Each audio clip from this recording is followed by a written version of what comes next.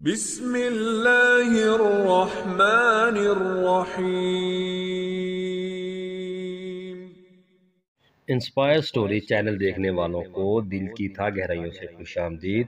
اسلامی و دنیاوی اور سبق آموز واقعات کی ویڈیو دیکھنے کے لیے انسپائر سٹوری چینل کو سبسکرائب کریں۔ ہر مصیبت کا علاج۔ 3 افراد حضرت حسین رضی اللہ تعالیٰ عنہ کے پاس آئے۔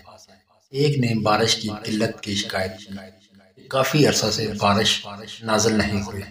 آپ نے فرمایا کثرت سے استغفار کرو۔ دوسرے نے کہا میرے ہاں اولاد نہیں ہوتی، میں اولاد کا خواہش مند ہوں۔ فرمایا کثرت سے استغفار کرو۔ تیسرے شخص نے شکوہ کیا زمین میں قید پڑ گیا، غلہ پیدا نہیں ہوتا یا بہت کم ہوتا ہے۔ حضرت حسین رضی اللہ تعالیٰ عنہ نے اس سے بھی فرمایا کثرت سے توبہ و استغفار کرو۔